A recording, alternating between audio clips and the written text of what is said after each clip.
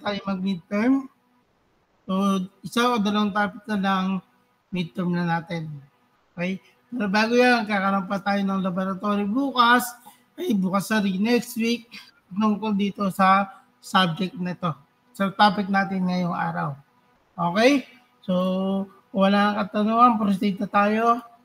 So, sa topic natin na ito, is meron tayong tatlong topics o tatlong pag-aaralan ngayong araw. First is how to design a multi-platform display using responsive design. Second, how to create an order listing using HTML. And ano nga ba yung sematics and non-sematics elements. So, more on designing tayo ngayong araw. Sorry. Okay. The evolution of web design trends.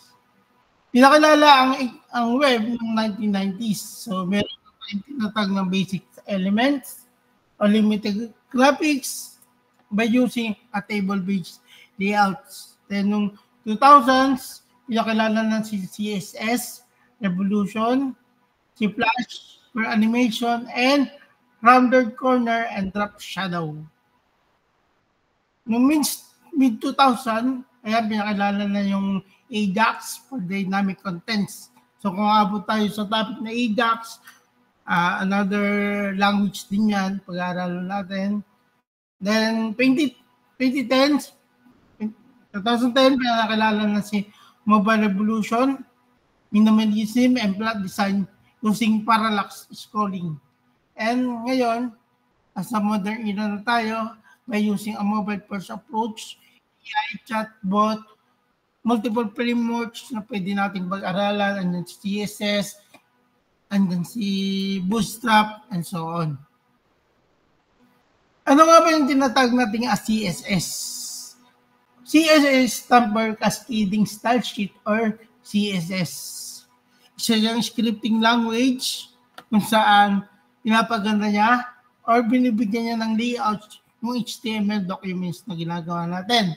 A CSS web developer determine how HTML components are to be viewed on various platforms. Mapapansin nyo, Facebook. Ito mga example isang HTML file lang yan, isang application lang yan, pero pag tinignan natin sa PC, pag tinignan natin sa tablet, pag tinignan natin sa cellphone natin, nag-iiba-iba yung design. Pero isang program lang yon or isang layout lang yon. Ang nangyayari lang, kinukuha niya lang yung sukat ng device o yung laki ng screen ng device, then kusa siya mag-adjust, kusa siya mag-fit. Ang tawag doon, responsive. Sa mga susunod na panahon, I think siguro finals, pag-aaralan natin paano nga ba gumawa ng isang responsive website. Okay? Next.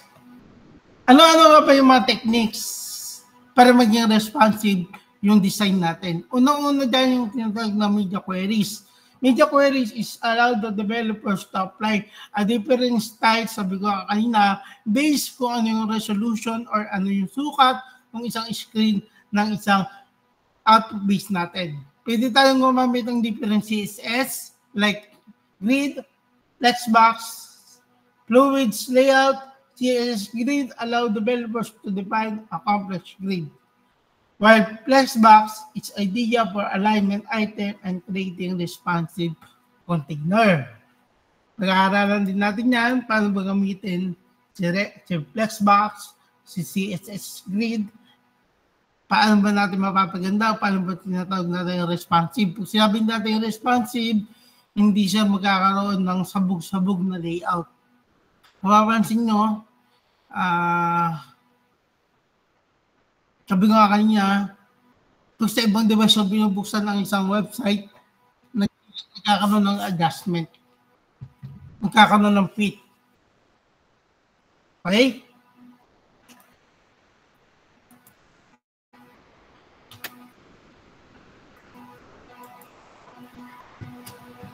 Example of CSS. So, yun yung sample lang. So si body, lalagyan lang natin ng background color na blue. And si H1, lalagyan lang natin ng text na color red and i-align lang natin sa center. Marami tayong pwedeng gawin, although hindi ko kasi maituturo lahat ng CSS, pero ituturo ko sa inyo paano nga ba ito nag-works. Naparami yan kung titignan natin mga kulangan yung isang semester kung ituturo ko lahat ng CSS function. Okay? First, inserting this. Paano ba gumawa ng isang list sa isang website? Okay? There are two kinds of lists. The first is an order or yung tinatawag nating bullet list. Kung mapapansin nyo sa mga ibang website, mga naka-bullet, or yung tinatawag nating order or number list. Either number sa letters and Roman numerals. Okay? Depende yan sa style na gagamitin nyo. Kung gusto nyo ng number, pwede. Kung gusto nyo ng letters and Roman numerals, pwede. Or pwedeng wala naman sequence and order. The UL, opening and closing tag are used to create an order or bullet list. And the OL naman are the tag used to create an order list, the number list. Tandaan nyo magkaiba ang si UL. Kung gagamit tayo ng UL tags, bullet list. They're present. Pag gumamit tayo ng OL, create an order list or a number list. At pag gagamit tayo ng items, LI tags ang gagamitin natin. The DL tags defines a description list. Okay. Ano nga ba yung order list? Order list, minsan tinatawag natin yan ang number list, useful for presenting a series of steps that the user should be performed in order. To correct this, gagamit ka ng OL tags or yung tinatawag nating opening and closing tags. Here, the order list create will consist of 2 or more items to specify each list. Depende yan kung ilang order list ang gagawin nyo. As long na nakapasok tayo sa OL, then under OL, meron tayong LI na pagiging item natin. Okay. By default, kung gagamit ka ng order list, ang lalabas dyan, 1, 2, 3. And so, kung gusto niyo naman na maging letters and Roman numerals, pwede tayong gumamit ng list type o list style types. May mga list style tayo na pwedeng gamitin. Okay, for example, yan ko example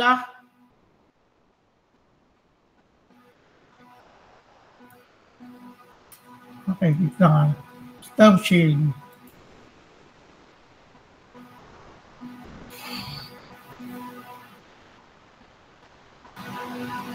Entire screen.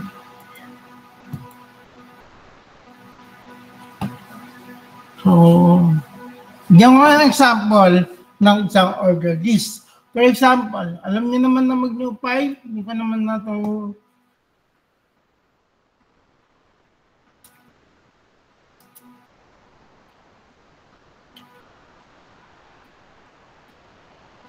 sorry.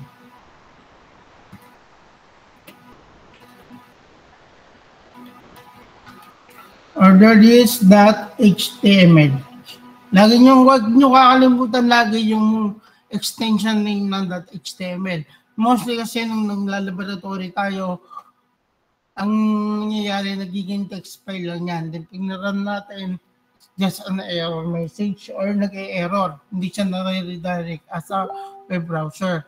So ang gagawin natin, laging yung tandaan, name ng file natin, .html. Then save.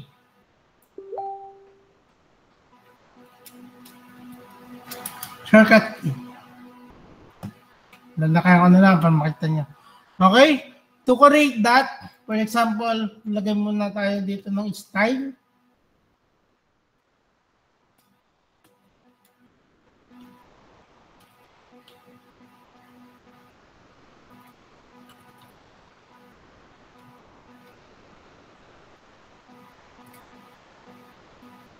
Okay? So, paragraph lang yan. Alam niyo na naman paano gumawa ng paragraph. First, sabi natin kanina, declare muna tayo ng order list. First, OL. Yan. Order list yan. Then yung item. Paano po ba mag-create ng item, sir? But sa first, balik tayo dito to create an items, gagamit tayo ng LIN closing tags. LI Safari.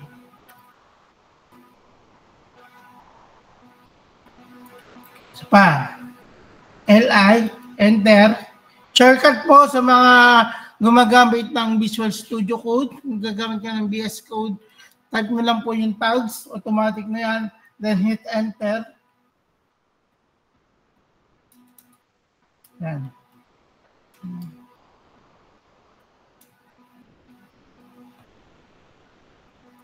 Spa.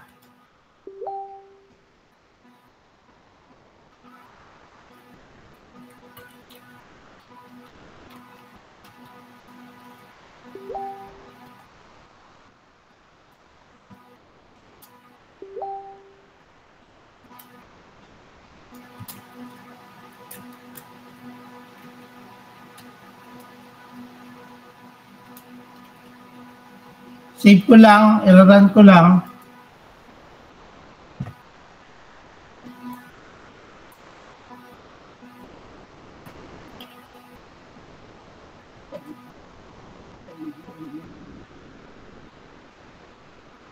So yun, kung mapapansin nyo, meron na tayong list. Sabi nila, by default,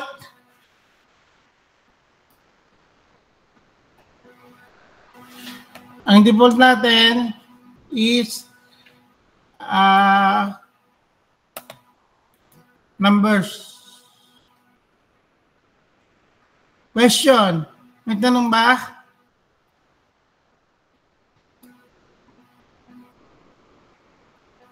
May tanong? Wala po. So kayo Yeah. Okay. Wala po, sir. Wala po. Wala po. Balik tayo sa discussion. So, ang output natin, yung ginawa natin kanina, ito. This is a browser, Safari, Google Chrome, Microsoft Edge. By default, naka-number yan. So, pwede tayong gumamit ng iba't-ibang attribute kung ano gusto natin.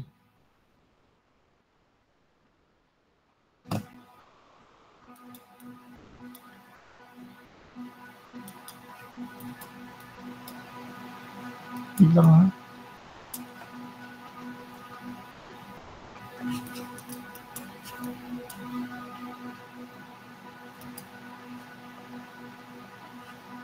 Okay. First attribute, pwede tayong gumamit ng type 1. Ibig sabihin, the list item will be enumerated with a number. Type A, the list number will be enumerated uppercase. And type A na maliit, the list item will enumerated with lowercase. Type I, the list item will enumerated by uppercase Roman numerals. And type I na maliit, the list will number with lowercase. Sunod kasi. Makalapit sa S naman sila. Mamaya na. 7-Eleven. Hindi, sa gilid. Saglit lang ito. Ready din. Tignitin ka lang ito. Okay? So, subukan natin. Balik tayo sa code. Ano gagawin natin? Punta tayo dito sa OL. Okay. Ang sabi? Type. Pag gumamit tayo ng 1, default naman na number, sabi nga natin, default natin is number. So, pag na tayo gagamit ng 1. So, pag gumamit tayo ng letter, for example, A, na malaki, save. Pag na-refresh ko yan, maging A, B, C, D.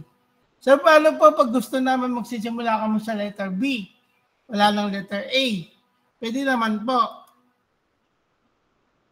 Subukan natin kung mag-start ba siya sa B. Tinid natin. So, wala. So, talaga mag-stop tayo sa B at sa A. Pero alam ko sa UL yata pwede yun. I-check ko na lang. Okay? Next. Type A. The list item will be numbered with the lowercase. For example, gusto natin maliliit. Type lang natin yung A. I-press natin. Yan. So, maliit siya. Next. Type natin yung numerals. Pwedeng I.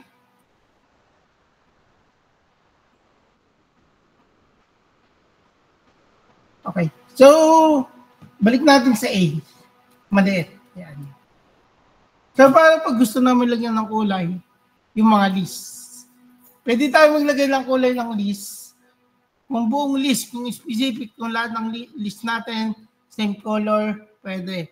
Kung different list, meron yung ulang list natin, kulay red, kulay, yung pala blue, pwede. Pero kung isang lahat ng list magkakaman ng kulay, gagawin lang natin style. Okay. Color. Ano gusto natin kulay? Pwedeng red. Then, colon for closing. So, sinig natin yan. Na-refresh natin. Lahat ng kulay, magti-take effect. Pero pag ang gusto natin, yung single color lang, for example, dito sa Safari, gusto natin maging red, and the rest is ibang kulay na.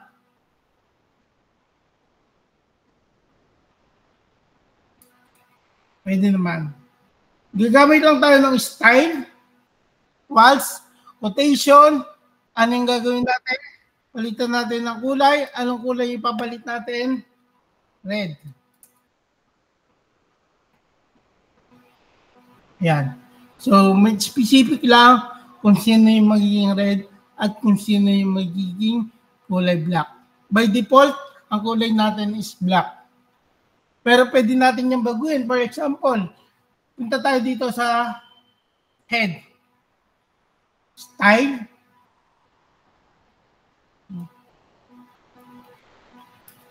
Style. Sorry. Abe and close tag ng style. Yan. Dot. Pag dot, lahatan. Body. Open and close curly bracket.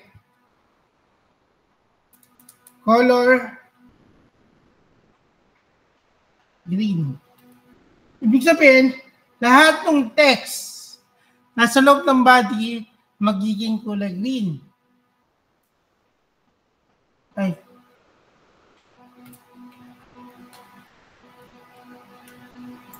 Sir, di naman nag-green. Nag-green, sorry, hindi pala dot. Tags pala siya, hindi pala siya ID. Okay, tuturo ko yun. Ano pinag-iba? Sorry akala ko kasi. Pero pwede mo naman nagiging kasi ng dot. Nasanay kasi ko sa ID. Puro ID kasi ginagamit namin sa pag... Nasanay ako sa ID, sorry Body. Ayan. Wala, sorry. Okay? Galing muna to.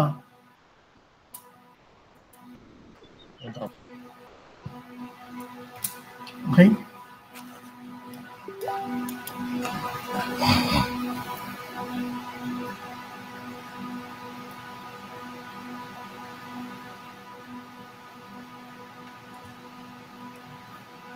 Tayo. Okay na tayo sa list. Okay? Creating an order list. Okay na tayo sa list Punta na tayo sa order list. Minsan tinatawag natin silang bullet list or no particular order. Ibig sabihin, wala siyang pagkakasunod-sunod. Such as grocery list, product list, browser, and other lists. To create an order list, gagamit naman tayo ng tinatawag natin UL. Again, yung O, papalitan na natin ng U. For example, tanggalin ko lang itong type. Palitan lang natin ito na UL. Then dito, UL.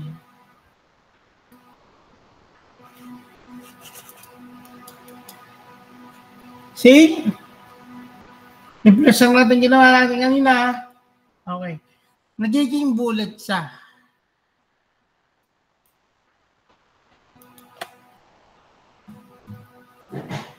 Okay. Sa CSS or sa bullet, pwede tayo magkaroon ng iba't ibang type. For example, gusto natin circle, pwedeng this, circle, square, o yung tinatawag nating none. The list style type property is used to define the style of the list item marker in our order list. Pwede tayong gumapit ng this, circles, square, and none. So, para ma-achieve natin yun, punta tayo dito. UL. By default, naka-this tayo. Ibig sabihin, circle. Para siyang CD. Kaya tinawag natin this. By default, this. Pwede tayo maglagay. For example, gusto natin is square or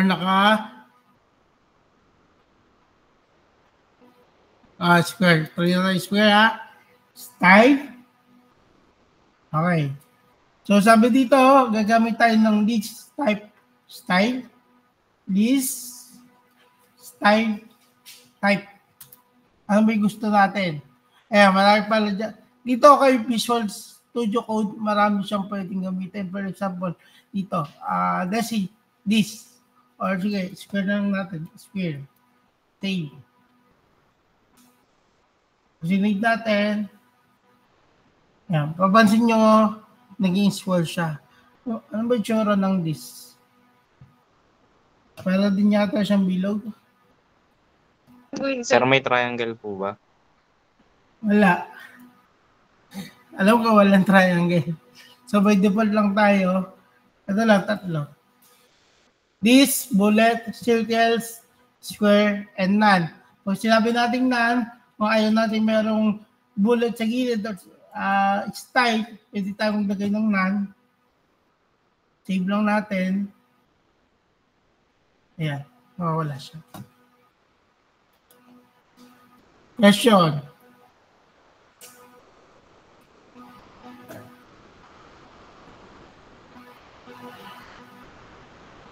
So, pwede pa tayo maglagay ng image. Okay.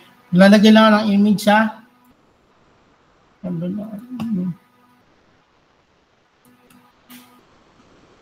Wait lang ha.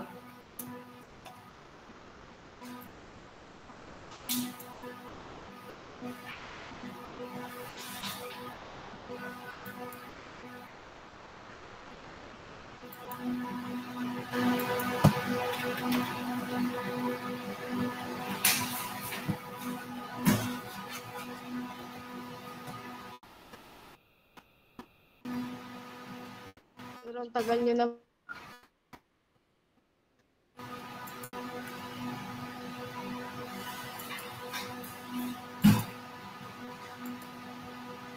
Okay, nag-download lang ako ng NEST logo. Tatry lang natin na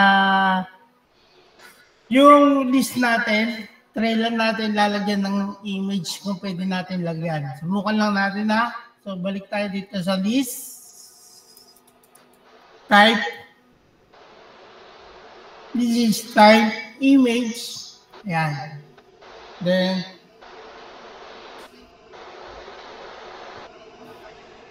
URL. Open, close. Dahil na same folder lang kami, tatawagin ko na lang siya. Ano pangalan ng image natin? LUST PNG. Okay? Pakita sa inyo ha. Nasa isang folder lang kami. Ito. LUST PNG. Picture lang. Then ito yung file natin. Kapag select ko yan, nirun ko yan, masyadong lang kayo kasi. Pwede mo siyang nakita. Hindi siya masyadong kita. So, So wala pa naman tayong ibang nilagay na style. Pero kung i-adjust natin yan, hindi natin makikita. Okay? Nadakas mo na kayo image. Next.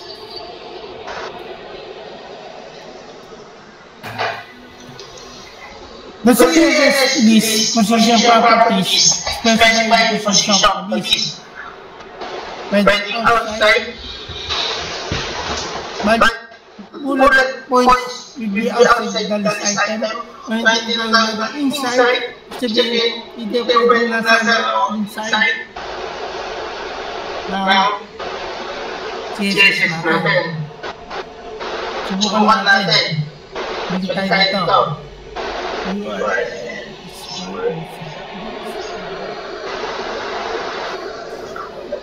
Subukan natin na.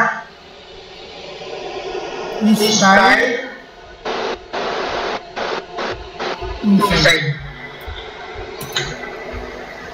Subukan natin. Ayan, inside. Nakakababan nyo, marami ka nila na margin, makakasagad sa browser natin, kasi naka-outside, hindi malaki ang image, then pwede tayo kumabay na inside. Ayan. Inside naman yung bullet points will be inside the next item. The next item will file the text and push the text at the start. Kasi kanina dito sa outside, hindi magkakina. By the names of the bullet points will be outside in the list.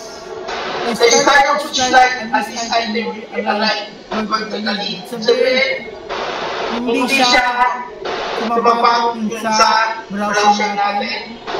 Para makikita natin na okay, ganda kumata natin, hindi tayo bumababit na inside.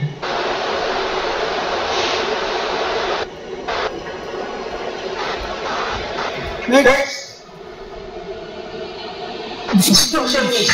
HTML support and description list. The DTF and tag define the description list. The DT defines a template. And the DT tags describe for each item. Subukan natin na. DT defines the description list, tags define the description template, and DT describe each item. Tanggalin mo na itong naman ito. Okay? Tanggalin mo na tayo. First,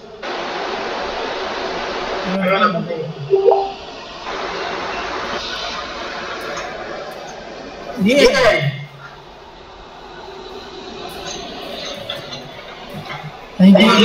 tayo. O hindi natin ang description. Define kung ano ang description natin. DT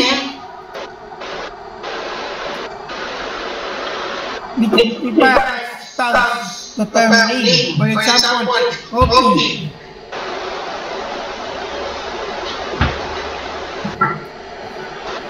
And DT defines a described item. For example,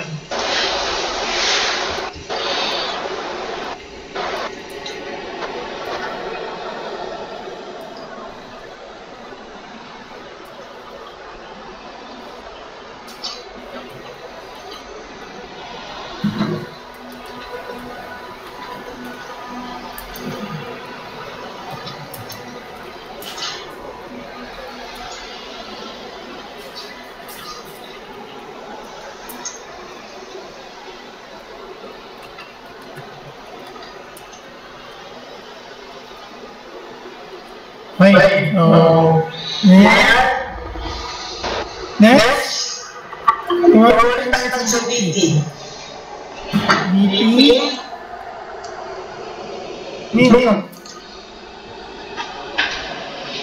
iba na lang ako, type for example lang naman.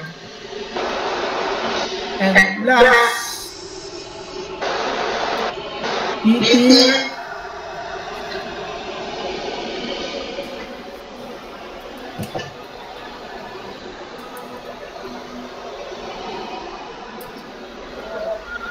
Save. Save natin na. Pag nag-refresh ko yan, ayan. So magkakaroon tayo ng copy. Ayan, copy. At ano siya? Ano siya? Ito sa pala. The DL defines ano nga ba yung description list. So lahat yan, mula copy and multi, ang tawag dyan ng description list. Pero, kung gagawa ka ng isang termly using identity, ano ba yung termly natin dito? Copy. Kung gagawa ka naman ng i-describe sa per item, pwede kang namamit ng DD. Question, tanong ba? Tanong.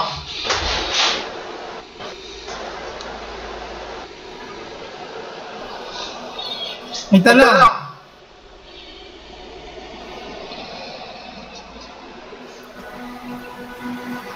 Wala tanong. May tanong. Wala po. Sure kayo. Balikan natin. May tanong na kayo. Okay na. Sure kayo ha.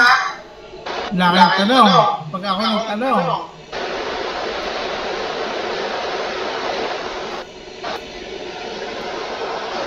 Wala kayong tanong.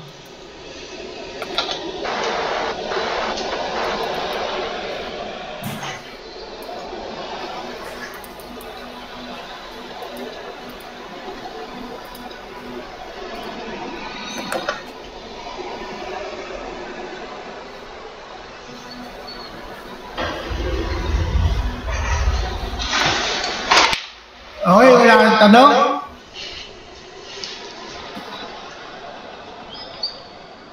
Okay.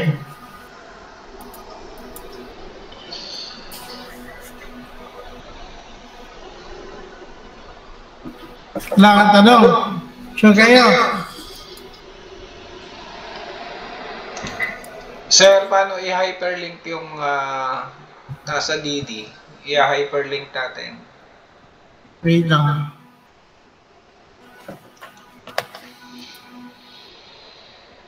Ilagay sa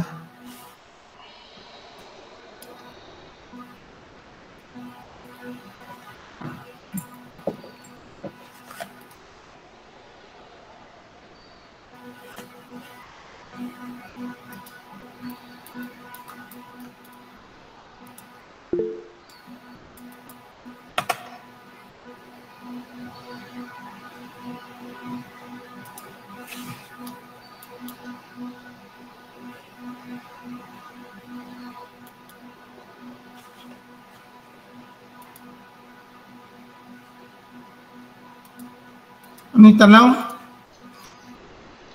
Sir, yung DD. Link.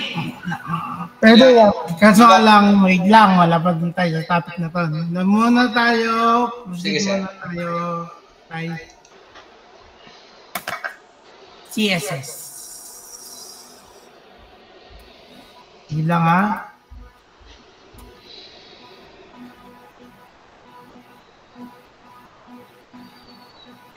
Turo ko muna yung simple CSS. So, sa CSS, meron tayong tatlo doon. The inline, the external, and the embedded CSS. Okay. Papayawan ko lang to, pero itatakal ko to next week after a laboratory. Papayawan ko lang yung inline CSS, embedded CSS, and external CSS. First, paano nga ba yung inline? For example, meron tayo isang paragraph na ibig sabihin, welcome to my page. Save. Press natin. By default, ang kulay niyan is black. Paano natin lalagyan ng CSS yan? Dito tayo first, tinatawag natin inline. Sinabi natin inline, doon lang siya sa specific na tags. For example, Type. Color. Red. Okay. Color, red, and semicolon. Sir, gusto namin balikin yung style. Pwede tayo lumawag yung font size. Sabihin na natin 50 px. And kung gusto natin palitan yung pang-family na Ramadan, pwede kayo kumuha dyan, pwede kayo kumuha sa Word. Sige natin. Okay. Iba siya kulay, iba siya ng sukat, iba siya ng context or iba siya ng context type. Okay. Yun yung online.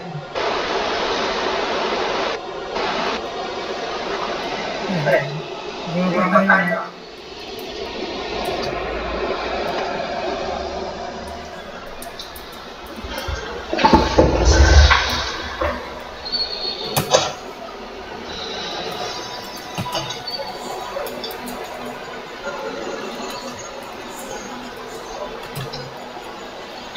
Same.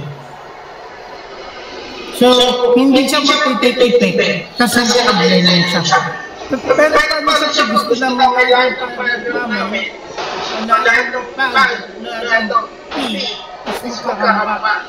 Nagamit na tayo dito na tama natin embedded CSS. Paano ko yun? First,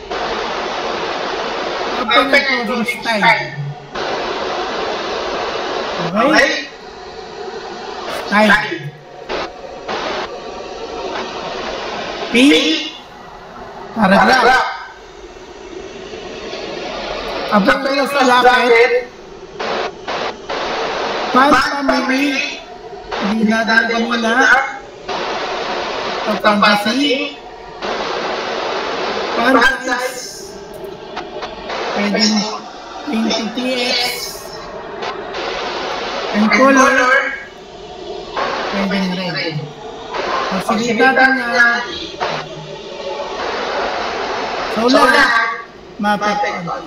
Sir, paano kung gusto namin si welcome to my page, ire-red, pero simon sukat, pero simon BSIT, what ibang kulay, pero simon sukat, simon kapag. Pwede tayo gumagawa ng embedded, pero isa-isa natin. Kaya ang rules, gagamit tayo ng embedded. Paano gagawin natin? Okay? Nalagyan natin siya na lalagyan natin siya ng class name. For example, class name, hindi na natin welcome. Okay? P, class name, sabihin na natin hello. Same yung sukat, same yung font size, pero magkagalang kulay. Magkagalang kulay. Ito ko lang ba? Simple size. Simple family. Pero ang gusto natin, si welcome kulay blue, si hello kulay red. First, kailangan mo muna lagyan siya ng naming. Ang paano ko din naming. Lalagyan tayo ng class, then bayad mo ng class. Okay? Sa hello naman, class lang ulit. Hello? Okay. First, tundok. Kasi hindi na siya tags. Plus na siya. Pag tags yung ginagamit natin, tawagin natin tags. Pero pag plus yung gagamitin natin, tundok. Welcome. Okay? Welcome. Okay. Asan yun? Ito yun. Plus na welcome. Okay? Color.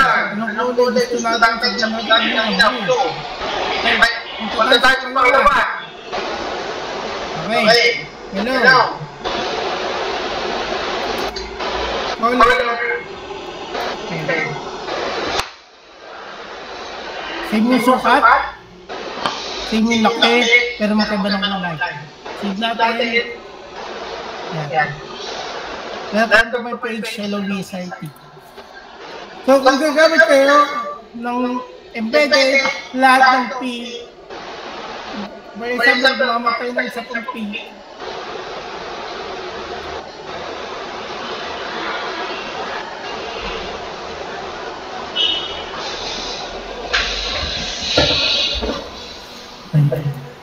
so, simple sukat, pero maganda ng ulit. Okay. Last, topic-papio lang to ha, pero i-discuss ko pa rin yung kabuuan ng HTML na to. Next, yung tinatawag nating embedded. So, paano yung embedded? Okay? Yari na tayo sa inline, yung ginawa natin kanina. Ito, embedded. External naman tayo. Okay. New file. Style.css. Ginagamit si embedded or si external kung marami kayong page na gustong same na magkakamukha yung kulay, yung text same, pwedeng gamitin si external. Gagawin lang natin. Punta na tayo dito.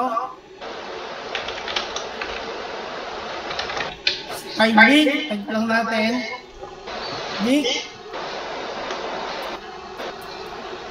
Link, relationship, style sheet, xref, kunin natin yung link. Ano siya? File.css. Save lang natin. Tagalin ko muna ito. Okay. Save. Pag maganda yan, balik ako sa original. Okay?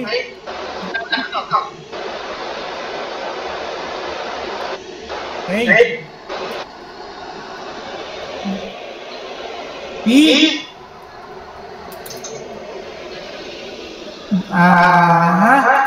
Font size 20 px.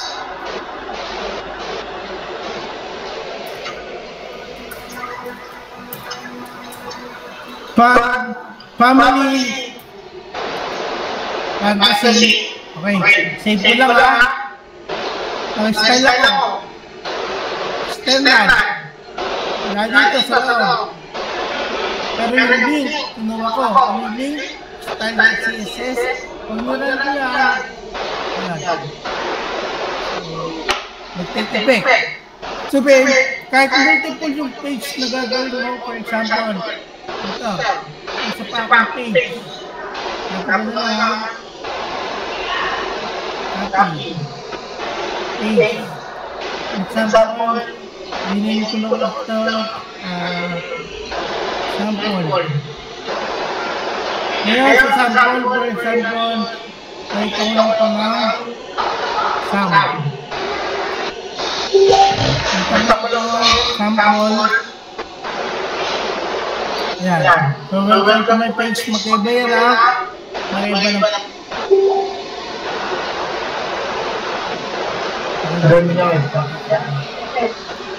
So, magkaiba. Sample. Nasa ito ka muna sa order. Yan. Ngayon, kung gagamit ko ng embedded, pwede nyo gawin yan. For example, dito, may multiple page kayo, para hindi kayo may kapag mag-stand ng paulit-ulit, pwede kayo lumambak ng embedded style. For example, pwede tayo dito ko welcome.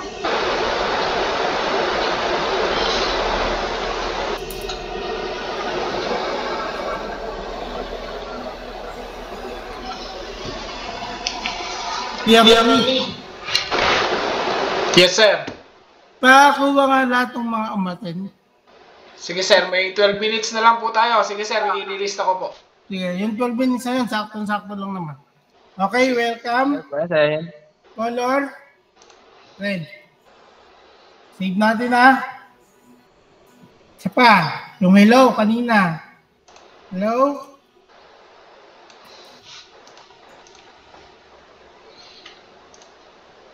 Blue. Save. Pag nirun ko si sample.html, welcome to my page, Hello VSIT. Pag nirun ko yung kanina, yung unang example natin, magte-take effect. Ginagamit si CSS inline pag meron ka lang particular tags o class na gustong palitan yung kulay. Ginagamit lang sa embedded kapag sa loob lang ng page may gagalin ka, may i-design ka within a single page. Ginagamit sa external kung meron kang multiple page na gusto magkakamukha o yung uniform ng design. Tanong? May tanong ba? May tanong? Wala. Sure kayo, wala. Dahil tanong. Oras na ba? Okay? Wala lang ang tanong talaga. Sure kayo. Okay, kung walang tanong, Kuya Ronnie, pa-upload na lang mamaya yung na-discuss natin ngayon. Short lang naman kasi yun. Kaya pa-online na din ako para hindi maging hassle sa inyo na ilang minuto doon din naman yung klase natin for this topic. Then next week, meron tayong laboratory patungkol dun sa ginawa natin ngayon. Yung CSS and yung mga list and descriptive or description. Okay? So bago tayo mag-end, pa-open muna ng mga camera natin. Yung ano pa ko pa-screenshot na lang. Sige, sir.